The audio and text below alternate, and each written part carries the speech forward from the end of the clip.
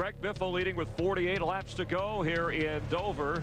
Time for a Visa race break. Elliott Sadler and Kyle Busch dominating the earlier portions of this race across the Monster Mile. Jeff Gordon, who has won here before, tapped on lap 41 by Tony Stewart. Wrecked out of the race, third straight DNF for Gordon. He currently would be out of the top 10 in points the way things stand.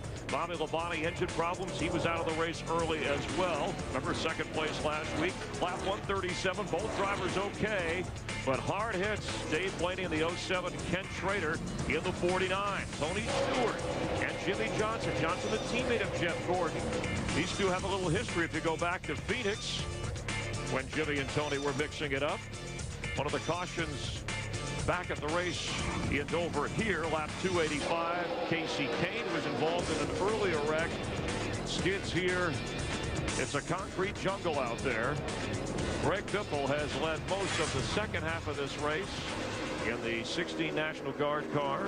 For Roush Racing, only one victory in the last 10 races here at Dover. Yeah, he continues to build on his lead over Kyle Busch, but we're getting closer and closer to that key pit stop right now toward the end of this race. As we take a look at Kyle Busch right there being basically followed by his teammate Jimmy Johnson. This has been a Visa race break. It took Jimmy Johnson a while to reel in Kyle Busch. Now that he's done so, he keeps looking to the top side, but he has not yet found a way past the Kellogg Chevy. Maybe this time. But that's where he's did most of his passing today, is on the high side. But while these guys have been kind of going at it, you see that Bagger car, that 6-car, Mark Martin, he's slowly moving into the picture. Johnson tries the bottom to take second place. Well, that's good music to your ears when you can hear it clear up. Kyle Busch has already raced 400 miles this weekend before starting the 400-mile race today. But even from the get-go, he's been planning out his end race strategy. Here's what he had to say way back at lap 40. Leave it alone till we get to the end of the race. If we have a 30 or a 20 lap shootout or something, I'll need to be tightened up. 10-4, we'll note it. That's pretty good information from a rookie, given that early in the race to his crew chief. One of the things I can say about both of the Busch boys, they are absolute experts at planning a race out and what they want to do. Well, he has now surrendered third place to Mark Martin. Dick? Fortunately, Mike, those early plans of Kyle Busch have not materialized because that car is pushing. It's tight.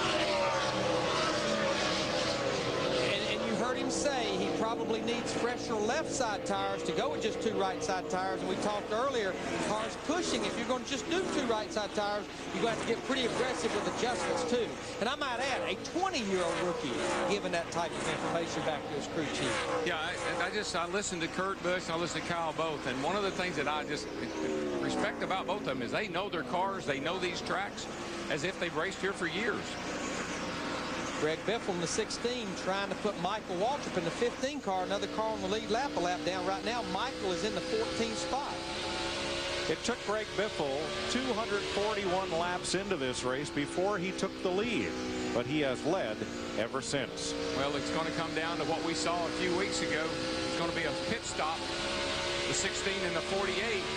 Who's going to win the battle on pit road, looks to me like, Larry.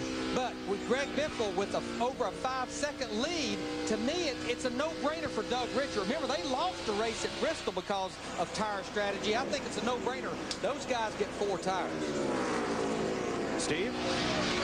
Hey, Mike, Greg Biffle's race car is sponsored by the National Guard, and Greg Biffle has a picture of a young man named Ryan Dulce, a National Guard soldier who was killed in Iraq exactly 1 year ago today, taped to the roll bar of his race car.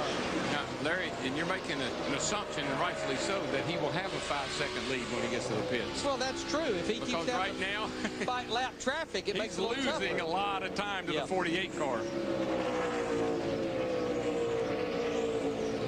He finally gets by Michael Waltrip, so now we have 13 cars on the lead lap. Of course, Michael would love to see a quick caution where he could get that free pass. Jimmy Johnson, second place, and he's the fastest car on the track, certainly with Biffle being held up the way he was. You know, the other thing I want to point out, we've been talking about this all day long with that green flag stop closing in. We've not had one today. How treacherous it is getting on the pit road. Kyle Busch has not made very many green flag stops at Dover. Pit stops are due here in about 20 laps as Greg Biffle holds a 4.9-second lead.